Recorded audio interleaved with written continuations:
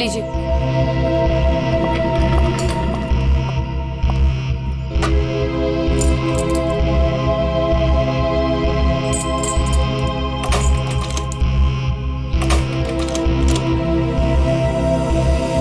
ये दरवाजा क्यों नहीं खुल रहा?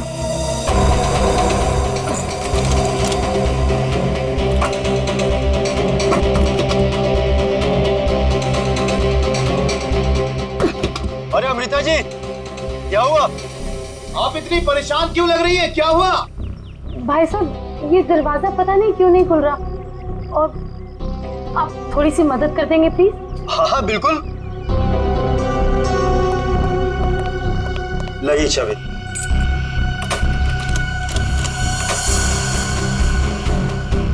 एक मिनट मैं ट्राई करता हूँ। हाँ। मैडम चाबी तो घूम रही है लेकिन दरवाजा नहीं खुल रहा। लगता है धक्का देकर खोलना पड़ेगा।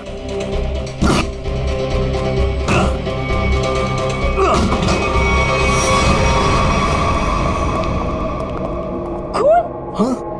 खून? सारा सामान भी बिखरा हुआ है।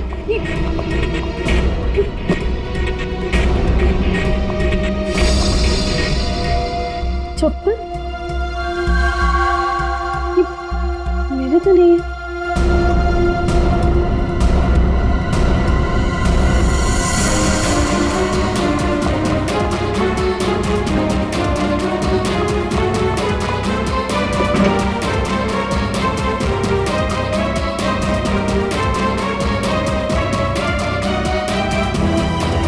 चोरी हो गई मेरे घर में। मेरे लॉकर से सारी ज्वेलरी, सारे पैसे, सब कुछ ले गए। चलो ऊपर चल के देखते हैं। हाँ हाँ। मैं कुणाल को फोन करता हूँ।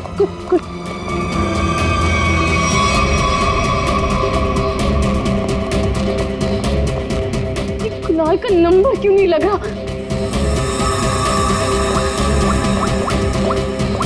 आप इधर आइए, दरवाजा अंदर से बंद है। जरूर अंदर कोई छिपकर बैठा हुआ है। खोलो दरवाजा, कौन है अंदर? खोलो।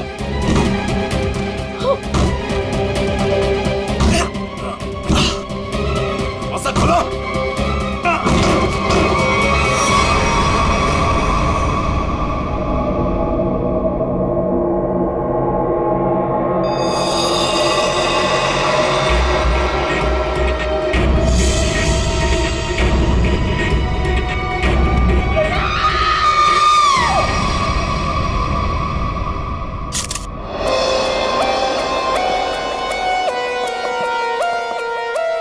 लाश कहाँ पर? सर लाश ऊपर कमरे में। नहीं।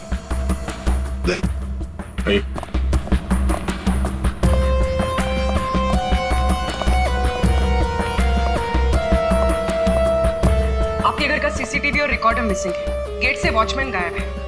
नौकर है आपके घर में? जी, नौकर था लेकिन कुणाल ने उसे निकाल दिया। वॉचमैन पता नहीं कहाँ है, क्योंकि मैं एक हफ्ते के बाद आज ही घर आई हूँ और मैंने ये सब देखा। मेरा कुणाल। ये आप लोगों ने कब देखा? सुबह जब अमृता जी आई तो ये दरवाजा नहीं खुल रहा था। क्यों? दरवाजा क्यों नहीं खुल रहा था? दरवाजा थोड़ा जाम हो गया था तो हमने धक्का मार कर खोला। तो मतलब कुणाल घर में अकेला था? हाँ?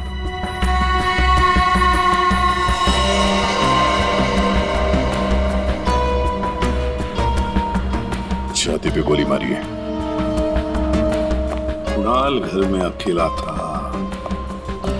पूर्वी, यहाँ पर जरूर कोई आया था।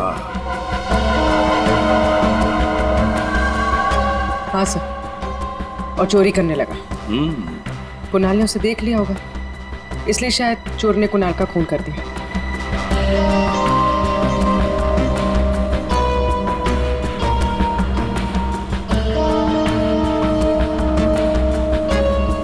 अमृता जी, ये चप्पल किसकी है? क्या आपकी? नहीं सर, ये मेरी चप्पल नहीं है। ये आपकी चप्पल नहीं है? तो पूर्वी, ये चप्पल शायद उसी की है जिसने चोरी भी की है और खून भी किया है। चोरी करके भाग रही होगी, कुणाल ने देख लिया होगा तो कुणाल को मार डाला और फिर भागते वक्त यहाँ इस कारपेट में चप्पल फंस गई, चप्पल यहीं पर गिर गई और वो यहाँ से भाग गई। और सर, हाँ, वो खून जमीन पर भी है और दीवार पर भी, और इस टूटे हुए वास को देखकर लगता है कि यहाँ पर हाथापाई हुई थी। अमृता जी, ये आपका ये वाज यहाँ कार से थी, आप कहाँ पर?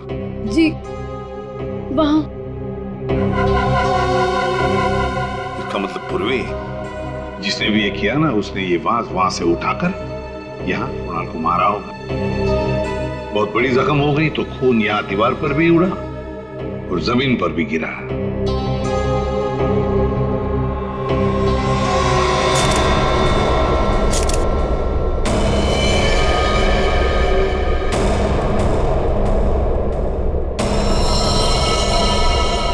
इसके हाथों पे खरोच के निशान है, हाथापाई हुई है। इसके अलावा शरीर पे कोई और निशान दिख नहीं रहा है। लॉकर में से भी चोरी हुई है ना?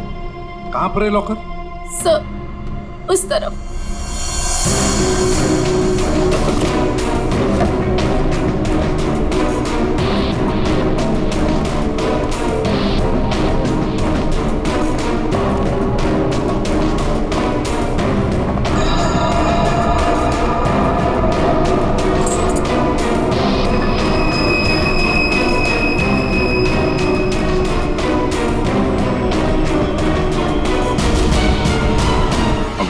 सर, लाश को फॉरेंसिक लैब भेजने का इंतजाम करो।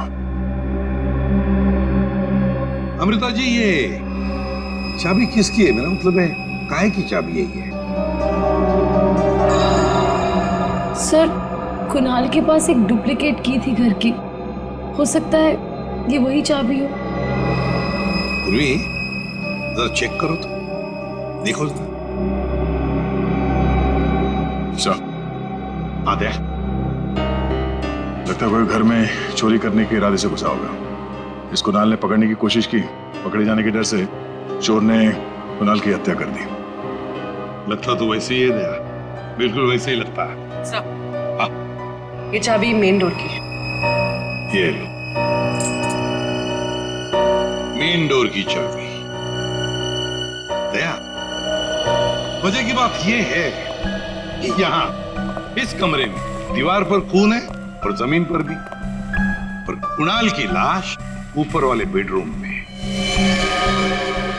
कुणाल की मेन डोर की चाबी हमें यहाँ इस सोफे के नीचे फंसी हुई मिलती है। यहाँ पर किसी अनजान स्त्री की चप्पल मिलती है और घर के लॉकर में से पैसा गायब होता है, ज्वेलरी गायब होती है। कौन हो सकता है? किसने किया होगा ये? सबूतों को देखकर तो ऐसे लगता है कि एक से ज्यादा केसेस हैं।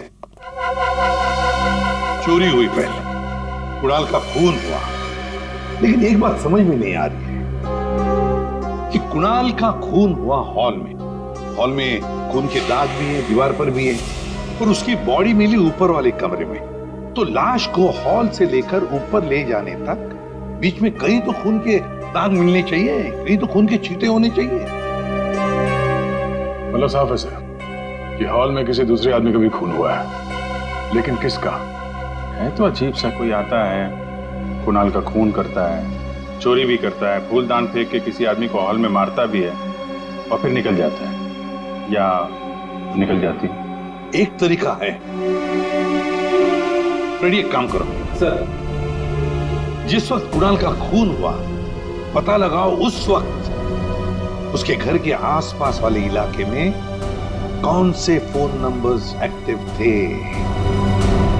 आसानगे, इतने सारे सुराग ला कर दिए, तुझे कुछ काम किया? हाँ किया ना। क्या? तुम्हारी कहानी में कितने किरदार हैं उनका पता लगा। अरे तो फिर बता ना। ये पहला किरदार, ये कुणाल। इसे कोई चोट लगी ही नहीं, सिर्फ एक गोली लगी दिल में और मौत हो गई। बॉस, इसकी मौत हुई है सवेरे 10 बजे से दोपहर के 1 बजे के बीच में।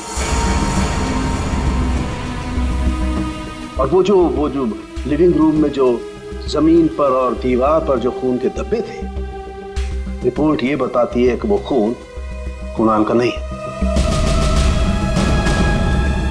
और दूसरा किरदार? बताता हूं। इस चप्पल को देख करके इसे पहनने वाली लड़की के बारे में पता लगाया जा सकता है उसका पैर कैसा है। चप्पल पर लगे पसीने के डीएनए के मुताबिक लड़की की उम्र 22 साल है। और तीसरा किरदार भी एक लड़की का ही है, जिसके फिंगरप्रिंट ऑयल हमें इस चाबी पे मिले और इस लड़की की उम्र 25 से 30 साल की है। और उस दीवार पे और जमीन पे जो खून था, ये उस चाबी वाली लड़की का ही है। और इस टूटे हुए वास के बारे में कुछ? इस वास पे एक आदमी के फिंगरप्रिंट्स मिले हैं। मतलब कुणाल की इस खून की कहानी में 3 किरदार हैं, 2 लड़कियां और एक आदमी। एक लड़की 22 साल की उम्र की चप्पल वाली, दूसरी लड़की 25 से 30 साल की उम्र की चाबी वाली, और तीसरा है आदमी जिसके उंगलियों के निशान इस टूटे हुए फ्लावर वाज पर है। अब पता लगाना पड़ेगा कुणाल की इस खून की कहानी में किसने कौन सा किरदार निभाया। आप रेडी? कुछ पता चला? हाँ सर, उस दिन बी ब्लॉक कुमार लेन में कितने सेलफोन एक्टिव थे उसकी डिटेल हम लोग दे सकते हैं। ये देखो कुणाल का फोन नंबर। रात के 2 बजे से लेकर दिन के 2 बजे तक कुणाल की जब बॉडी मिली तब तक ये फोन एक्टिव था उस इलाके में। कुणाल के घर के करीब 3 किलोमीटर के दायरे में 50 फोन एक्टिव थे सर। सर, इन 50 एक्टिव नंबर को कुणाल के कॉन्टैक्ट लिस्ट से मैच करके देखते हैं, पता चल जाएगा। हाँ पूर्वी देखो जरा।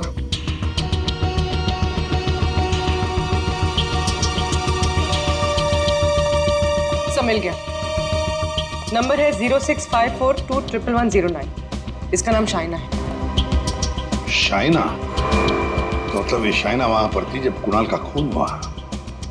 है कौन ये शाइना और वहां क्या करने गई थी?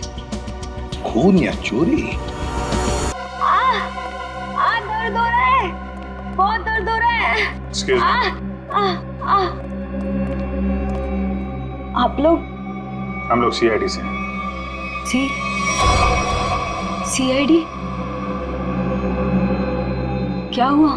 कुणाल का खून हो गया। कुणाल? आपको तो पता ही होगा, आप उसी के साथ थी ना? कुणाल का खून हो गया? जी हाँ। और ये चोट भी आपको कुणाल के घर पे ही लगी है ना, फ्लावर वास से? जी सर, उसने मुझे अपने घर पे बुलाया। मैं वेट कर रही थी पर वो आया नहीं। और कुछ देर बाद अचानक से बेल बजी और 2 लोग अंदर आ गए। नमस्ते मैडम। जी नमस्ते। आप लोग कौन? जी हम ओल्ड एज होम से आए हैं, उनके लिए चंदा इकट्ठा करते हैं। जी हम चंदा अंदा नहीं देते हैं, आप लोग प्लीज जाइए यहाँ से। मैडम एक मिनट, हमारी बात तो सुनिए। ठीक है, आप चंदा मत दीजिएगा, लेकिन हम जो आपसे कहना चाहते हैं आप वो तो सुन लीजिए। प्लीज बैठिए ना, मैं बताती हूँ आपको। बैठिए। चंदा मांगने के अलावा और क्या बात करनी है आपको? देखिए मैडम, हमें आपसे कोई चंदा नहीं चाहिए, हम बस हमारी बात आप तक पहुंचाना चाहते।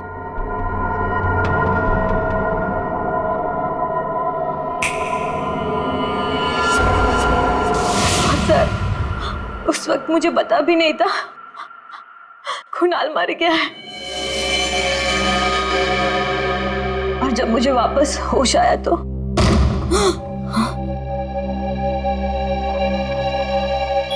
मैंने देखा वो लड़की लॉकर में कोट डालकर। ये क्या कर रहे हो तुम? अरे चलो चलो भागो यहाँ से। छोड़ो, छोड़ो इसे, छोड़ो। कौन से?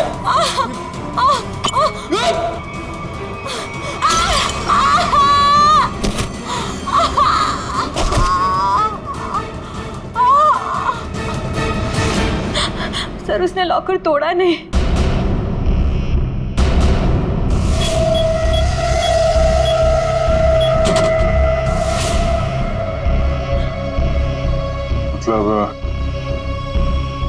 कुणाल के घर के किसी आदमी ने ये चोरी करवाई है। कुणाल की बीवी के बारे में क्या जानते हैं आप? क्या?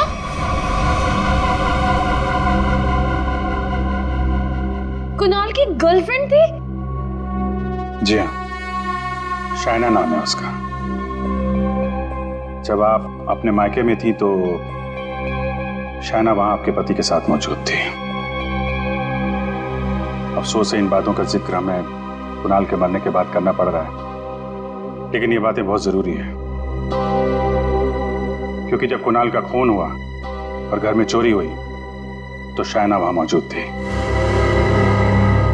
और उसने उन दोनों चोरों को देखा है। वो चोर कौन थे वो तो अभी तक पता नहीं चला है। शाइना को उन लोगों ने हिप्नोटाइज करके, सम्मोहित करके चोरी की है। तो देखा ना, ये है वो दो।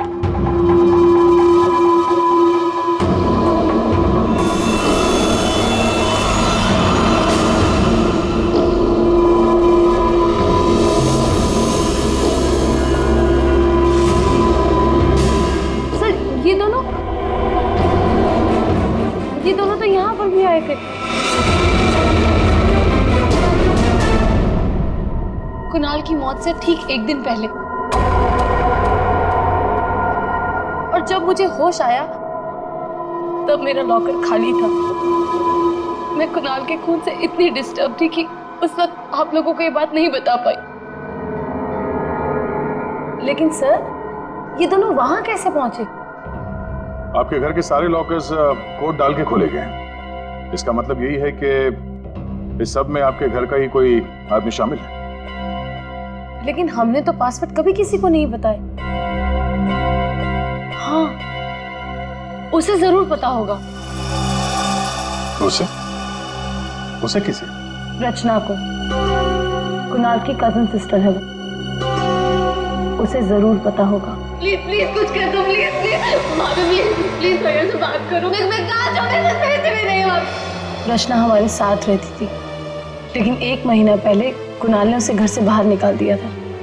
घर से निकाल दिया? क्यों? क्योंकि उसे नशे की बुरी लत लग गई थी और कुणाल को ये सब बिल्कुल पसंद नहीं था, इसीलिए। मिलना पड़ेगा इस रचना से। आप जरा रचना की कोई फोटो दीजिए और फोन नंबर भी। बाहर लोगों ने ये बताया कि रचना यहाँ पे अक्सर आती रहती है और उसका मोबाइल का लोकेशन भी यहीं पे बता रहा है।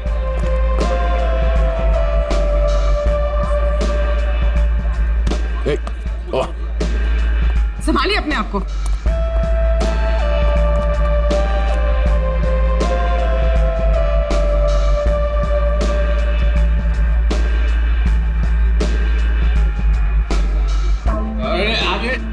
जाने दो उधर। इस रचना को फोन लगा।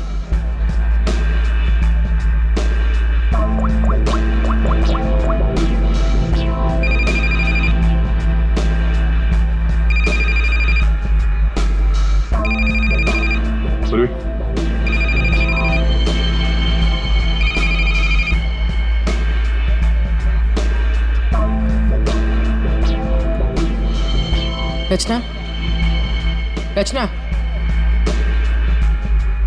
सर, इसको देख के लगता नहीं है जो हम बोलेंगे वो सुन पाएगी, समझ भी पाएगी। अलग ही दुनिया में लग रही है। रचना उठो। रचना, क्यों डिस्टर्ब कर रहे हो? मैं पहले से इतने डिस्टर्ब हूँ, तुम भी आगे डिस्टर्ब करने। तुमको पता है ना मेरे पास पैसे हैं और ना ही मेरे पास घर है। एक बॉयफ्रेंड था मेरा, वो भी छोड़ के चला गया मुझको। लव लाइफ तो ना एकदम 0 हो गई है मेरी। कौन करेगा मुझसे शादी? हाँ, आप हमारे साथ चलिए, आपकी प्रॉब्लम भी सुनेंगे और सॉल्व भी करेंगे। आइए, उठिए।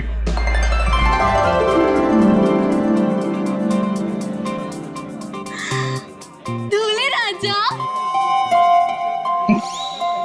तुम मेरे दूल्हे हो। दूल्हे आया मेरे लिए। इसे यहाँ से ले जाना होगा। उठाओ इसे। कहाँ लेके जा रहे हो? मंडप लेके जा रहे हो मुझे? हाँ, मंडप तक पहुंचाना ही हमारा काम है। चलो चलो। कुणाल के घर के हॉल में और दीवार पर मिले खून के धब्बे इस शाइना के हैं। शाइना इंजेक्शन दे दिया है, धीरे धीरे नशे का असर उतर जाएगा। Okay, thank you.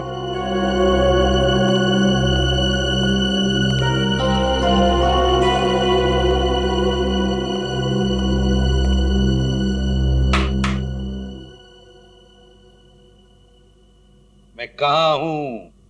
तुम लोग कौन हो? ये कौन सी जगह है? ये सब सवाल पूछने से पहले बताता हूं, ये सीआईडी ब्यूरो है। लेकिन आप लोग मुझे यहाँ क्यों लेके आए हैं? आपके ऊपर इल्जाम है कि आपने अपने भाई कुणाल के घर पे चोरी की है और अपनी भाभी अमृता के घर में भी, और आपके साथ 2 लोग और भी हैं। वो शाइना ने जो स्केच बनवाया था, दिखाओ जरा इनको।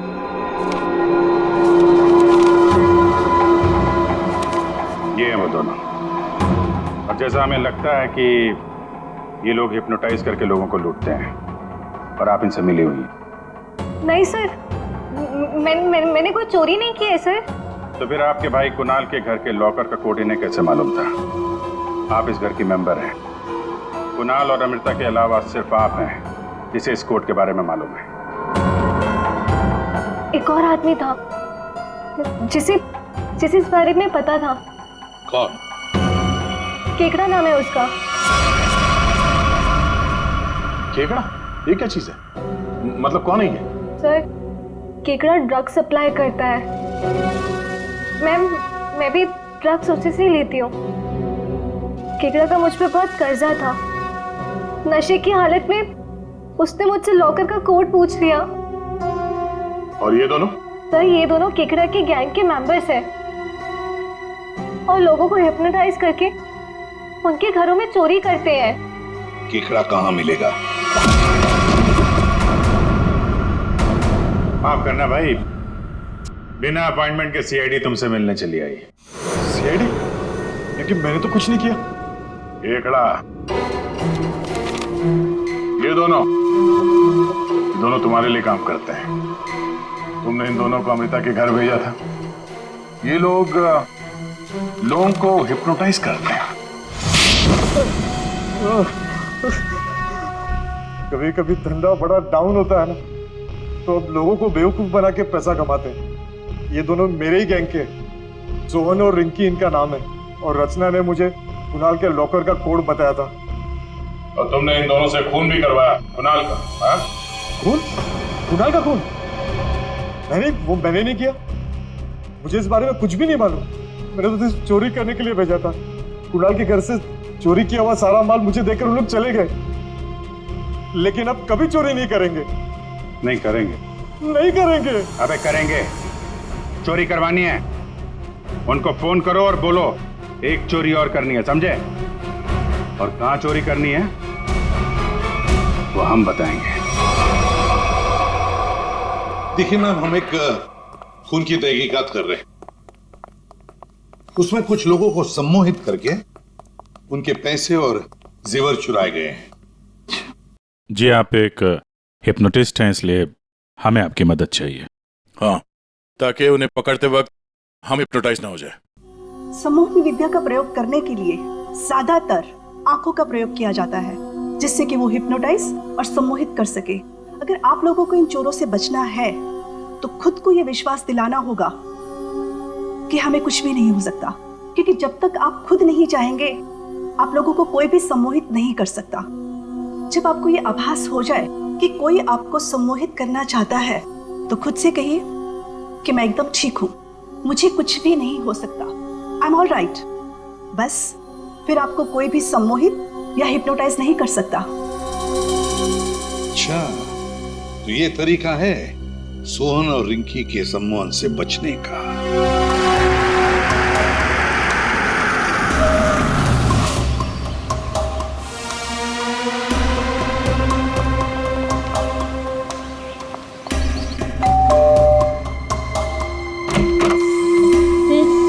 क्या काम है? नमस्ते मैडम। हाँ हाँ।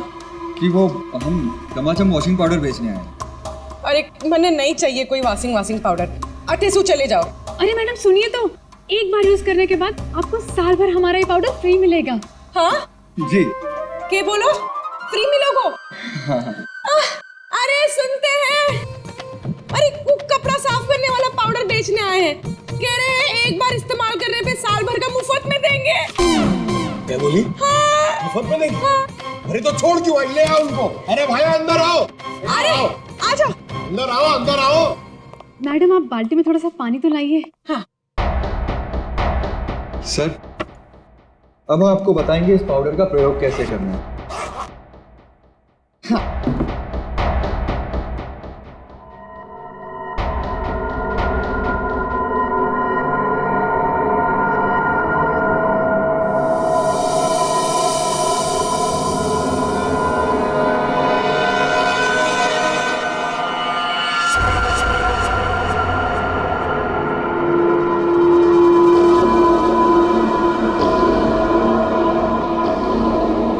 चलो जल्दी से सारे गहने अंगूठियां सब निकालो। जेवर, अंगूठी, कपड़े सब भाड़े के भाड़ा। हमारे पास तो पैसे भी नहीं है।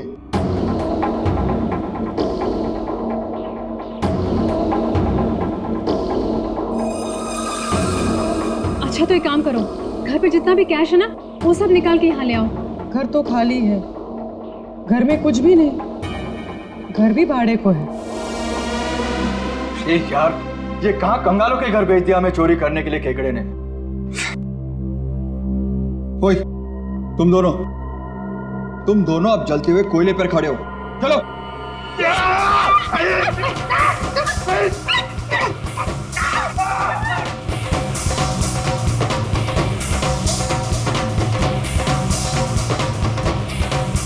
अच्छा ठीक है, अब तुम लोग चिड़िया बन गए।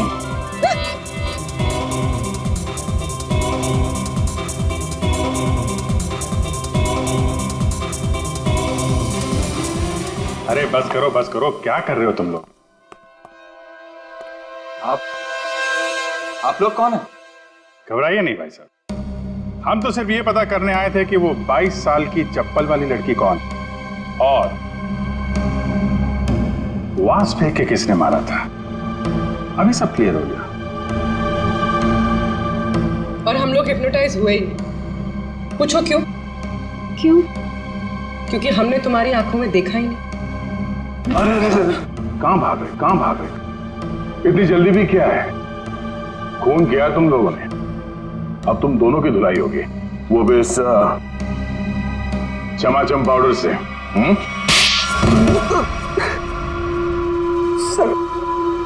सर, हमारा उस खून से कोई लेना देना नहीं है सर। अब तो बस लोगों को हिप्नोटाइज करते हैं और उन्हें लूट लेते हैं सर। हमारा बॉस है खेकड़ा, हम उसी के लिए काम करते हैं सर। हमारा यकीन मानिए सर, हमने कभी भी किसी का खून नहीं किया है। हाँ सर, हम कुणाल के घर पे चोरी करने ही गए थे। हमने सोचा था कि जो दरवाजा खुलेगा उस पर सम्मोहन करके घर का सारा पैसा और गहने लेकर चले जाएंगे। हाँ, चोरी करके निकलने ही वाले थे कि कुणाल ने तुम दोनों को रोक लिया होगा और तुम दोनों ने उसे रास्ते से हटा दिया। नहीं सर, हम उसे रास्ते से तब हटाते हैं ना कि जब वो जिंदा होता।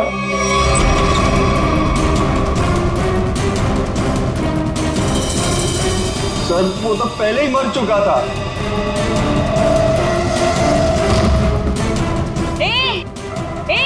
अरे चलो भागो यहाँ से। छोड़ उसे।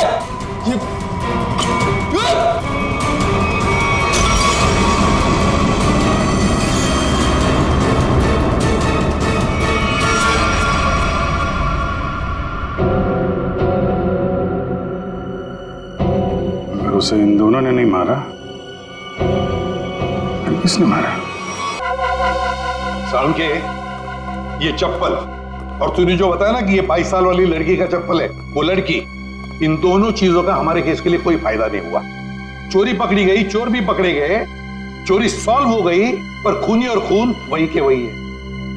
ये चाबी, चप्पल, फूलदान, इनमें से कोई भी हमें खूनी तक पहुंचा नहीं पाया। हमने लोगों की गिरफ्तारी की, लेकिन ये केस अभी भी ओपन ही है।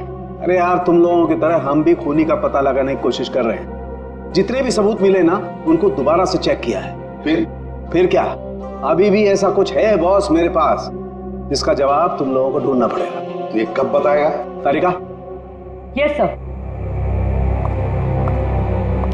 बस यही कुणाल के खूनी का पता हो सकता है। तो ये है वो।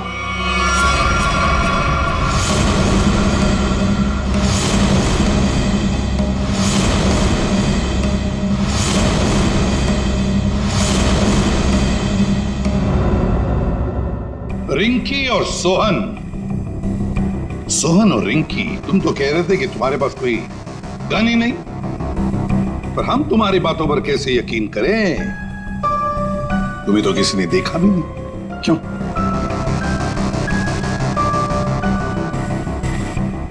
शायना जी, आप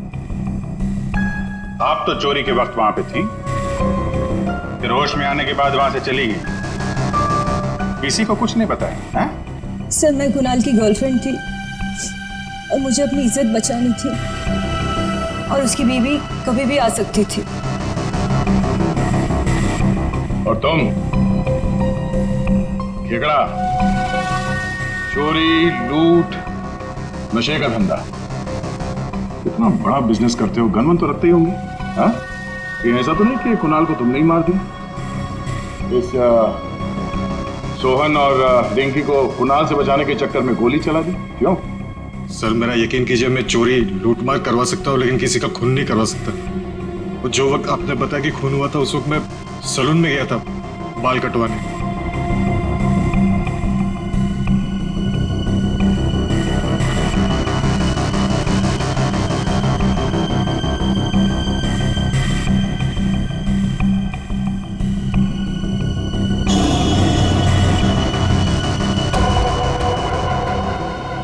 सर, आप लोग मुझे ऐसे क्यों देख रहे हैं? मैं तो खुद एक विक्टिम हूँ। मैंने कितनी मदद की है इस केस में आपकी, है ना? हाँ, बहुत मदद की है आपने हमारी। अब हमारी बारी है आपकी मदद करने की। पूर्वी,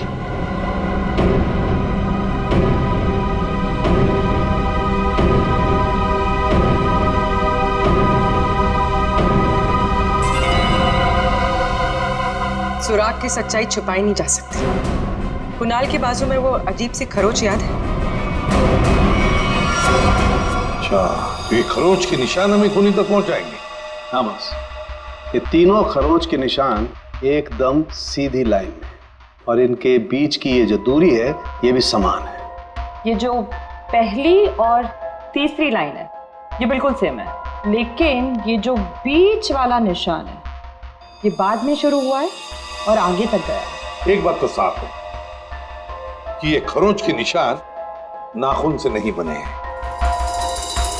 ये बीच वाली जो उंगली है, ये इन दो उंगलियों से या तो लंबी होती है या फिर समान होती है, छोटी तो बिल्कुल नहीं। इसका मतलब है सर, खूनी ने अपने उंगली पे या हाथों में कुछ ऐसा पहन रखा था जिसकी वजह से निशान बने हैं। यानी उंगली में कुछ ऐसी चीज पहनी हुई थी जो घुमा दी जाए तो वो हथेली के अंदर आ सकती है।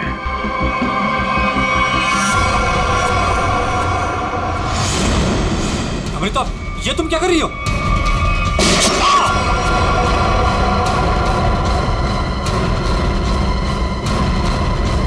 ये तुमने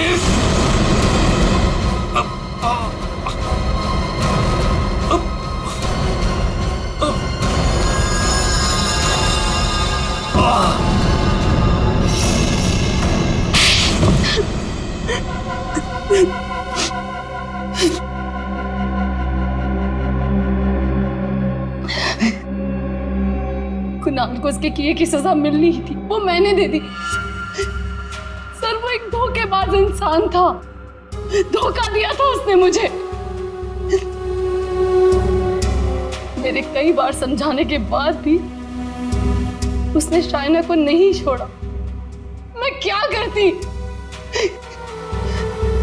और ये सिर्फ एक इत्तेफाक था, हत्या और चोरी 1 दिन हो गई। तुम्हारा पति धोखेबाज था तो तुम उससे तलाक ले लेती, छोड़ देती उसे, पर नहीं, तुमने तो उसकी जान ही ले ली। बहुत गलत किया तुमने। कानून तुम्हें कड़ी से कड़ी सजा देगा।